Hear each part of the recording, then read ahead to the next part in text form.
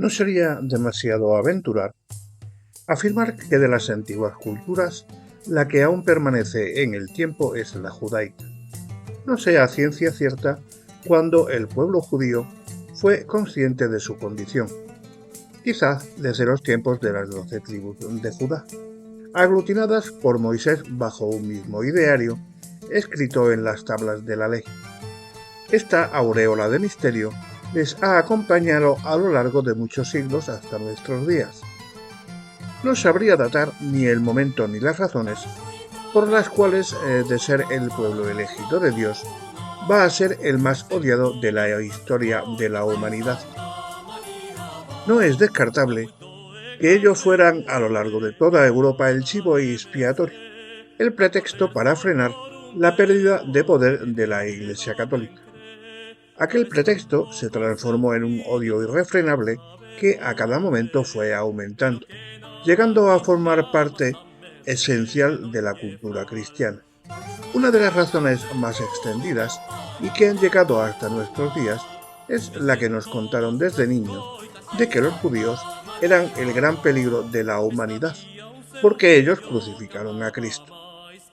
La más horrenda de la propaganda antisemita se extendió por toda Europa, sin que nadie se atreviera a defender ni desmontar toda aquella interminable ristra de mentiras que se fueron construyendo durante siglos y aún pervive y se alimenta en pleno siglo XXI, sin que se pueda ver en el horizonte ni un rayo de esperanza de que la cordura vuelva a los pueblos.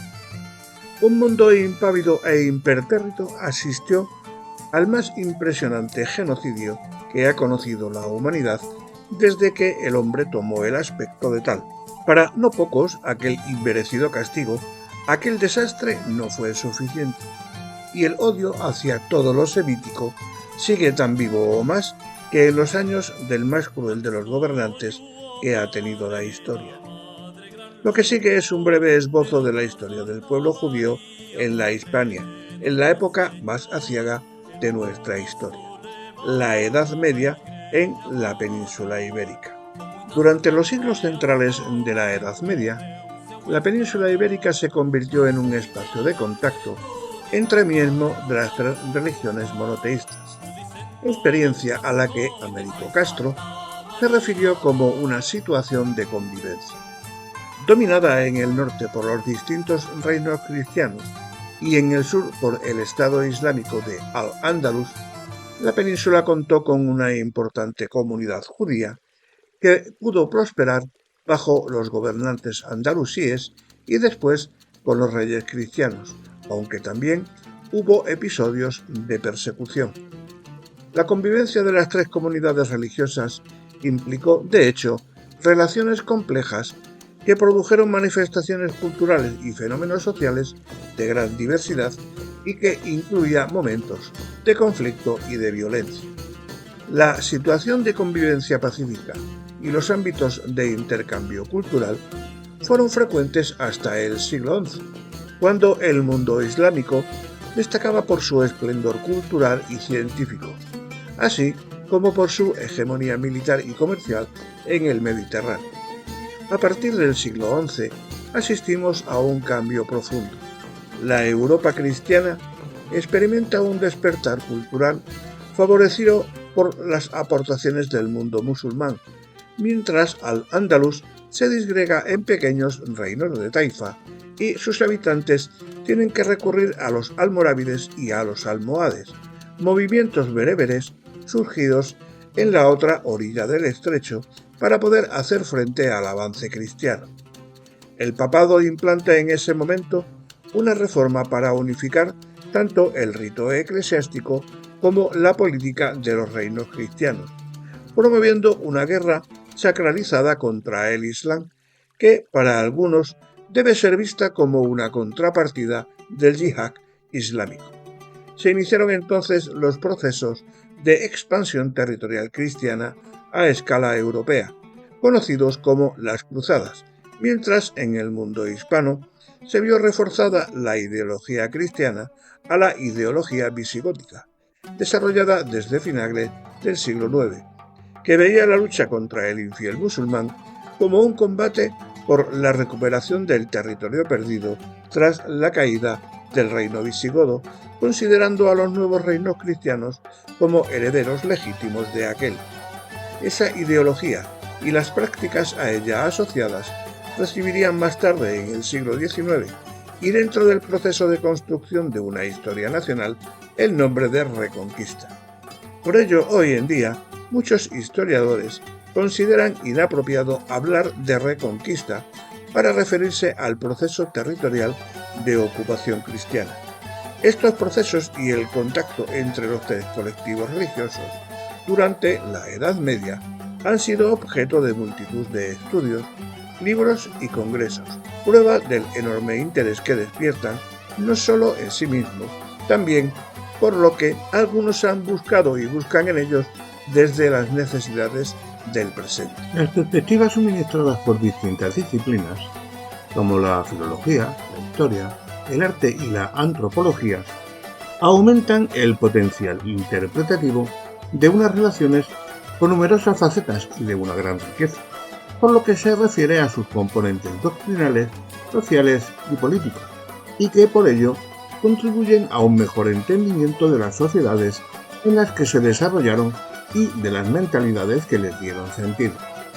Solo sabiendo cómo y por qué cada comunidad se construyó un imaginario o una representación del otro, podremos utilizar de una manera más correcta y más crítica las fuentes que generaron esas comunidades religiosas. Es importante tener en cuenta las repercusiones que esas mentalidades tenían en la vida real y que podían afectar de una manera tanto positiva como negativa las relaciones entre las tres comunidades. Por ejemplo, los musulmanes desarrollaron la idea de que algunas de las herejías que habían surgido en el mundo islámico lo hicieron provocadas por las concepciones que traían conversos de otras religiones, por ejemplo, los judíos, de manera que aparece mucho la asociación entre hereje y judío. Por su parte, los cristianos también consideraron entre algunas comunidades cristianas surgió la idea de que el Islam era una herejía cristiana, era una secta cristiana, y esto llevó a veces a desarrollar toda una serie de rasgos demoníacos sobre el musulmán. Los judíos también desarrollaron sus propias concepciones sobre los cristianos y sobre los musulmanes, pero los judíos nunca tuvieron poder político. Esto hizo que estas representaciones que ellos desarrollaron tuvieran menos repercusiones en la vida de las otras comunidades religiosas. En el caso específico de las relaciones entre cristianos y musulmanes, sabemos que coexistieron en la península ibérica durante un periodo de más de 7 siglos, y a lo largo de este tiempo asistimos a distintas situaciones de convivencia, de intercambio, así como de sometimiento y de dominación de un pueblo sobre otro, y largos e intensos periodos de guerra. Estas situaciones en ocasiones llegaron incluso a coincidir en el tiempo. Por eso se trata de un proceso de gran complejidad sobre el que resulta muy difícil simplificar. Sin embargo, sí que podemos hablar de dos fases principales en todo este proceso. Encontramos una primera fase que podríamos definir hasta el siglo X, caracterizada por la hegemonía del mundo musulmán, una época en la que Europa cristiana atraviesa un periodo de especial pobreza y estatismo desde el punto de vista de la cultura, y donde vemos que tanto el andaluz como el oriente islámico presentan una civilización mucho más avanzada en muchos campos, desde el punto de vista comercial o militar, y muy especialmente en el campo de la cultura y de las ciencias experimentales. Vemos cómo fueron pioneros en algunas disciplinas, como puede ser la medicina o la astronomía o la ingeniería, por ejemplo. Son famosos los sistemas hidráulicos desarrollados entonces, lo cual está profundamente relacionado con las matemáticas. Sabemos que fueron ellos los que introdujeron el sistema numérico arábigo en Occidente y en el mundo cristiano, que es el sistema numérico que tenemos hoy en día, que permite hacer operaciones de gran complejidad y desarrollar muchas otras disciplinas a su vez. También en el campo de las letras, los avances fueron muchos, Y sabemos que las principales bibliotecas del momento estuvieron en Bagdad y en Córdoba, y el árabe se convierte en esta época en la lengua universal del conocimiento que debían aprender todos los sabios que quisieran desarrollar algún tipo de disciplina. Y sabemos que muchos clérigos y monjes de esta época que fueron también arabistas. La literatura fue muy cultivada en Al-Ándalus, la poesía épica y también la música y la filosofía.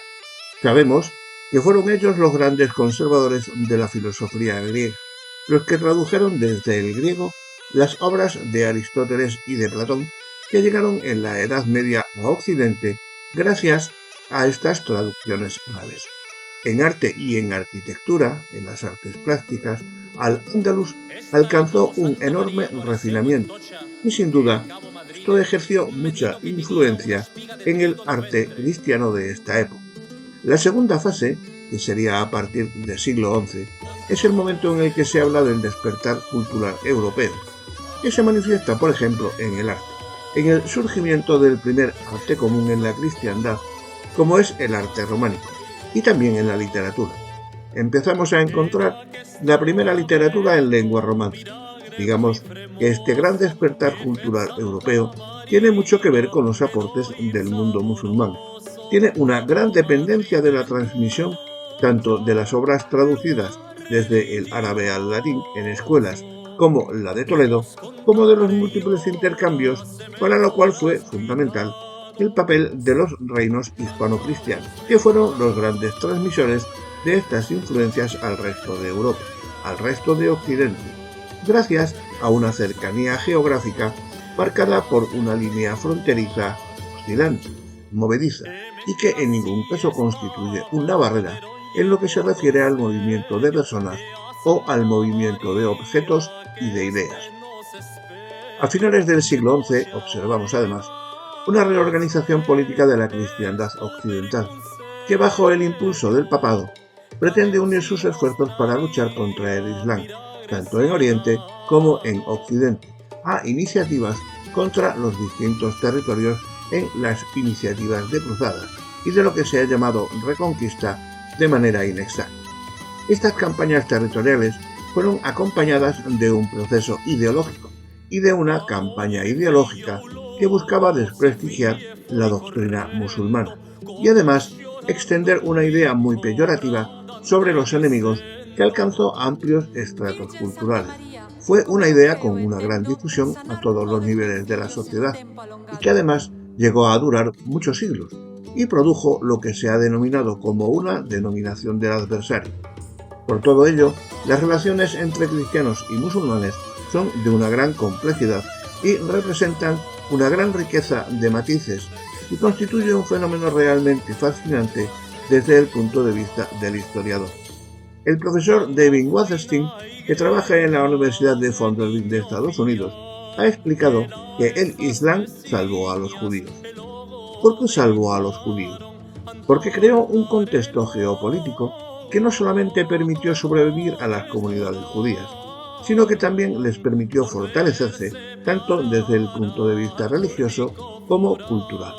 Hay que tener en cuenta que en los contextos previos a la llegada del Islam, la situación de los judíos había sido muy frágil en varias ocasiones y había tenido un estatus que no favorecía su desarrollo. Esto ocurrió, por ejemplo, en el Imperio Romano y también en el reino visigodo de la península ibérica, cuando se produjeron toda una serie de decretos de conversión forzosa.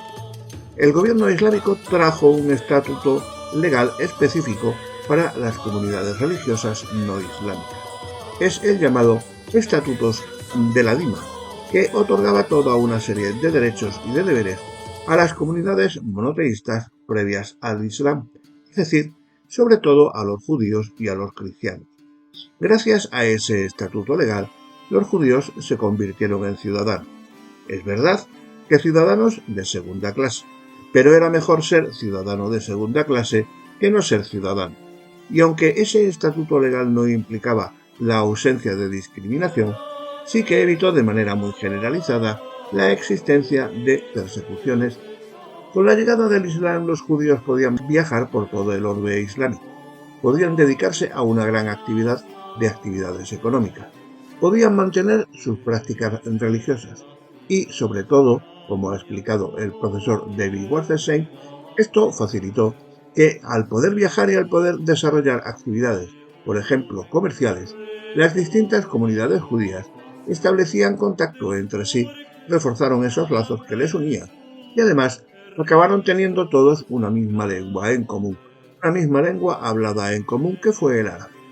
Este florecimiento cultural se dio de manera especial en la península ibérica, en los territorios gobernados por musulmanes, los que solemos llamar al-Ándalus, donde se desarrolló lo que se puede llamar con propiedad una edad de oro para las comunidades judías.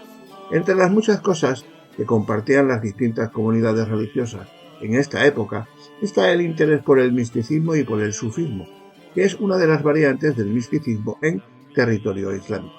Por eso muchos místicos no criticaban ni a los demás musulmanes ni tampoco a los que no eran musulmanes. Como dijo el gran místico murciano Muhyiddin, el Islam era como el sol y las demás religiones eran las estrellas, y de la misma manera que las estrellas no desaparecen cuando el sol las está iluminando, de la misma manera las demás religiones monoteístas no habían quedado superadas ni habían quedado eliminadas por la llegada del Islam. Dentro de la cartografía medieval, uno de los capítulos fundamentales lo constituyen la carta náutica.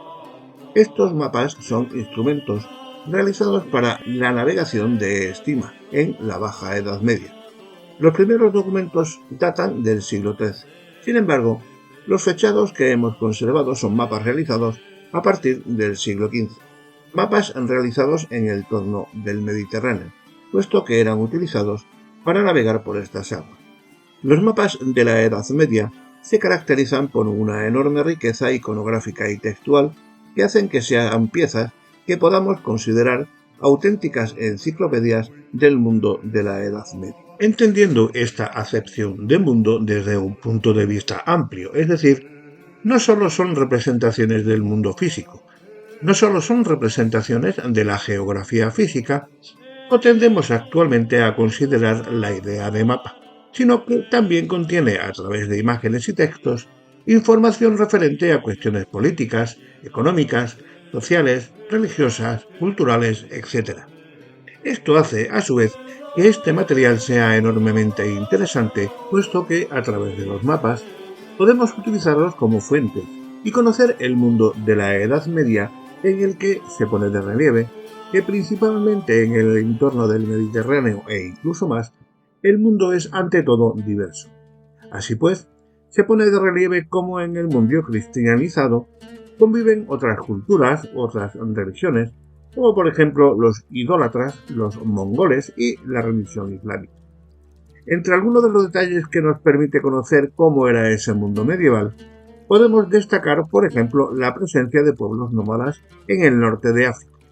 Esos pueblos bereberes que cabalgan en camellos y viven en tiendas de campaña. También pueblos de color, pueblos norteafricanos, con la tez oscura que habitan esas regiones e incluso algunas referencias a cuestiones religiosas como la representación de un musulmán ante la Meca, que curiosamente evoca una distorsión del ritual islámico, ya que en la Edad Media no islamizada, principalmente la Edad Media cristiana, y a lo largo de los siglos, en Europa se mantuvo la creencia de que los musulmanes peregrinaban a la Meca para adorar el sarcófago de Mahoma, que por virtud de la piedra imán, la calamita, como la describen, flotaba en el aire. Se cuenta que este rito es falso de los idólatras musulmanes, ya que, como decíamos, este es el mundo que están viendo los cartógrafos, y obviamente esa mirada no siempre es objetiva, sino que va a poner de relieve un desconocimiento o unas interpretaciones erróneas o tergiversadas que a su vez muestran lo complejo que era la convivencia de las distintas culturas, de las distintas religiones de la Edad Media. La Inquisición, en principio, fue fundada exclusivamente para perseguir la herejía, y los judíos y los musulmanes no eran tanto herejes, pero la Inquisición los persigue. Y no solo los persigue, sino que en otras herejías, como el alumbradismo o el misticismo extremo, intentan buscar orígenes judíos a los supuestos culpables. Las fuentes inquisitoriales son muy interesantes, porque nos dan una información muy detallada de cuál era la religiosidad local en un preciso momento o en un preciso tiempo, qué es lo que se creía y sobre todo qué es lo que se practicaba. No solo por los interrogatorios y por las declaraciones de los reos, que son a veces problemáticas, porque muchas veces se trata de interrogatorios que inducen las respuestas, pero no es la única información que tenemos. Hay veces que los reos hablan entre sí en las cárceles, es decir, comparten una celda y le hacen confidencias a alguien que luego, para reducir su pena, habla de lo que ese reo le ha contado. Pero sobre todo la Inquisición tiene una labor pedagógica, es decir, va por los pueblos de España diciendo en público, en sermones, cómo la gente debe reconocer a un judío que es judío o a un musulmán que lo es a escondidas, y por lo tanto cómo deben ir a denunciarlo a la Inquisición. Esto nos da un material efectivamente muy rico y también nos hace ver cómo se hizo una imagen fija de en qué consistía ser judío y en qué consistía ser musulmán. Distintas generaciones de historiadores han tenido problemas sobre qué hacer con las fuentes de la Inquisición, por lo que se ha dicho antes. La Inquisición parte de la convicción de que la persona que tiene es, a sus ojos, culpable, y es muy difícil ya salir de ahí. Normalmente a la persona que prenden lo hacen después de 3 delaciones, 3 testimonios, y cuando cogen a un reo le pregunta cuáles son sus enemigos, para ver si hay que descartar alguno de ellos. Pero ya con 3 testimonios, la Inquisición tiene las ideas muy claras, y la mayor parte, o durante un tiempo, los historiadores han dicho que cómo hacer uso de estas fuentes de Inquisición cuando ya están sesgadas, cuando ya está todo pautado, y cuando los interrogatorios son tan fijos que casi inducen a las respuestas, y cuando se usa la tortura. Y en la tortura la gente dice lo que se quiera que se diga. Nos puede servir para muy poco estas fuentes. Sin embargo, las fuentes de Inquisición son utilísimas desde distintos puntos de vista, para saber a qué le importa la Inquisición. Por una parte, que nos explica qué modelo de sociedad cristiano vieja quería construir, qué es lo que les daba miedo, qué es lo que se salía de la pauta, qué es lo que resultaba amenazador.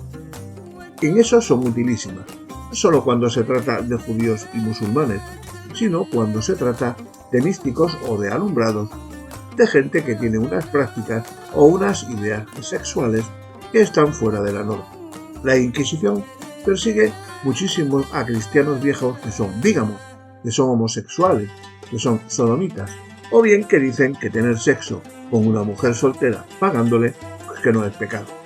Estos son casi la gran mayoría de los procesos inquisitoriales. Por eso se dice que nos dicen mucho acerca de que la sociedad se estaba construyendo y qué tipo de catolicismo se estaba edificando. Por ejemplo, a un protestante le van a insistir mucho sobre qué libros lee o qué tipo de Biblia lee, pero a un judío y a un musulmán mucho menos. No se interesan tanto por sus libros, se interesan mucho más por sus prácticas, por los ayunos y por el tipo de comida, por el tipo de vestimenta, por si hay cosas que han hecho, como lavar el cadáver de un ser querido o un enterramiento, si lo han hecho con intención de ser musulmanes, si aquello se sale de la norma. Es decir, la Inquisición nos permite llegar a unos grados de conocimiento de la historia social, pero también de la historia cultural e intelectual de la península ibérica en los siglos modernos, que es verdaderamente insustituible. Es de una riqueza extraordinaria, convivencia y conflicto. Esa fue la realidad del pasado y lo sigue siendo en el presente. Es importante subrayar que conflicto no necesariamente ha implicado ni implica violencia. Visiones discrepantes de la divinidad, de la fe, de las prácticas religiosas y sus implicaciones sociales generaron y pueden generar conflictos, pero también fórmulas para gestionarlo, para minimizar sus repercusiones en las vidas de las personas. La relación entre las 3 comunidades del libro en el pasado presenta múltiples facetas. La historia de los judíos en España comienza en la Hispania romana. En la España medieval los judíos constituyeron una de las comunidades más prósperas de su historia, tanto bajo el dominio musulmán como posteriormente en los reinos cristianos, antes de que en 1492 fuesen expulsados por los reyes católicos tras la promulgación del Edicto de Granada. En la actualidad no existe censo del número de judíos en España. Un estudio acometido en 2012 por Sergio de la Pérgola calculó tan solo 12.000 individuos. Sin embargo, todas las demás fuentes, incluida la Federación de Comunidades Judías de España, calculan una comunidad de entre 40.000 y 50.000 personas. Algunos asocian al país bíblico de Tarsis, mencionado en los libros de Isaías, Jeremías, Ezequiel, Abdías, Primero de los Reyes y Jonás, con la antigua civilización de Tartesos, o al menos con algún lugar de la península ibérica. Si esta identificación fuese correcta, el contacto de los judíos con la península ibérica se remontaría a la época de Salomón. Parece claro en cualquier caso que el reino de Israel mantuvo relaciones comerciales con un lugar llamado Tarsis. En Ezequiel así se dice: Tarsis comerciaba contigo por la abundancia de todas tus tierras, con plata, hierro, estaño y plomo, a cambio de tus mercaderías. Igualmente se hace referencia a este comercio en Reyes. Una vez cada 3 años, una flota de Tarsis venía y traía oro, plata, marfil, monos y pavos reales. Al describir el imperio comercial de Tiro, de oeste a este, Tarsis es el primer lugar que se cita, y es asimismo el país lejano al que Jonás quiere ir para escapar de Dios, lo que sugiere que el país de Tarsis se encontraba en el extremo occidental del Mediterráneo. Los fenicios, aliados de los israelitas en la época de Salomón, mantuvieron además una estrecha relación comercial con la península ibérica.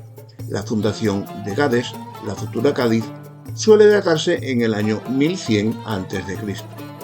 Todo ello deja abierta la posibilidad de que llegase a haber relación entre los israelitas y la península ibérica a comienzos del primer milenio antes de Cristo, pero no ofrece prueba alguna que demuestre que haya ocurrido así. En Cádiz se encontró un sello que data del siglo VIII o VII a.C., en el que hay una inscripción que, según algunos autores, sería antiguo hebreo, pero la mayoría de los investigadores consideran que se trata de fenicio. Existen tradiciones según las cuales los primeros judíos llegaron a la península ibérica tras la caída del primer templo en el 586 a.C. Sin embargo, se cree que tales tradiciones carecen de base histórica y que estaban encaminadas, sobre todo, a exculpar a los judíos peninsulares de la muerte de Jesús, una tesis confirmada por las recientes excavaciones arqueológicas en Cástulo, dirigidas por el doctor Marcelo Castro, director del conjunto arqueológico de Cástulo, que han hallado evidencias arqueológicas que apuntan a una presencia judía en la zona que podría datarse entre los siglos IV y V, la más antigua de España, muy posterior al inicio de la era cristiana. Hay evidencias de presencia judía en la península que datan de la época romana, pero no se conoce la fecha exacta en que las primeras comunidades judías se instalaron en Hispania. En la epístola a los romanos, Pablo de Tarso manifiesta su intención de ir a Hispania a predicar el Evangelio, lo cual podría ser un indicio de que existían entonces allí comunidades judías. Algunas pruebas materiales de la presencia judía en la península son 2 inscripciones judías trilingües, hebreo, latín y griego, halladas en Tarragona y en Tortosa, cuya datación varía según los autores entre los siglos II y VI después de Cristo. Del siglo III data probablemente la inscripción sepulcral hallada en Abdera, actual Adra, de una niña judía llamada Salomonula. En la isla de Ibiza se ha encontrado un ánfora con caracteres hebreos que data del siglo I. El primer documento incontestable que prueba la existencia de comunidades judías en Hispania son los cánones del Concilio de Elvira, celebrado por los cristianos en la península ibérica, en Elvira, Eli Giberis, a comienzos del siglo IV. En dichos cánones se demuestra no solo que ya existían comunidades judías en Hispania, sino que se trataba de comunidades prósperas y que practicaban un activo proselitismo. La religión judaica se presenta como una seria competidora del cristianismo, que no es todavía la religión oficial del imperio, y el concilio se propone combatir activamente sus avances. 4 de los 81 cánones que se refieren a los judíos, los números 16, 49, 50 y 58. En el canon 16 se prohíbe a los cristianos contraer matrimonio con mujeres judías bajo pena de excomunión de 5 años. En el 49 se amenaza con la excomunión perpetua a los cristianos que hagan bendecir sus tierras por judíos. Y el 50 prohíbe que miembros de las dos religiones se sienten a una misma mesa. Por último, el canon 78 sanciona con 5 años de excomunión al cristiano que cometa adulterio con una mujer judía. En el mundo romano, los judíos no eran considerados como una etnia, sino como un grupo religioso que allí donde se instalaba formaba comunidades relativamente autónomas, antecedentes de las aljamas medievales, gobernadas por un consejo propio, cuyos miembros solían vivir en un mismo barrio para estar cerca de la sinagoga, de las escuelas rabínicas o de las carnicerías y tiendas donde se abastecían de los alimentos preparados, según las prescripciones de la ley mosaica.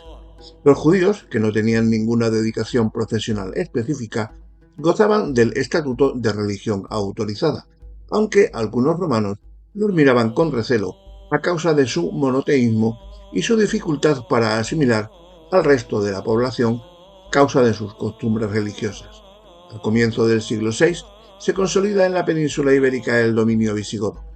Los visigodos, cristianos arrianos, no mostraron inicialmente ningún interés por perseguir a los judíos. El primer documento de la Hispania visigoda en el que se menciona es el Breviarium Alacilanum, compilado en las Galias por orden del rey Alarico II y promulgado en Tolosa en el 506.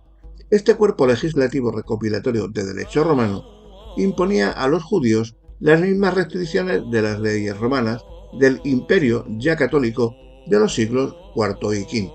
Se les prohibían los matrimonios mixtos, la edificación de nuevas sinagogas o la posesión de esclavos cristianos, entre otras muchas cosas, y se castigaba duramente al cristiano que se convirtiese al judaísmo.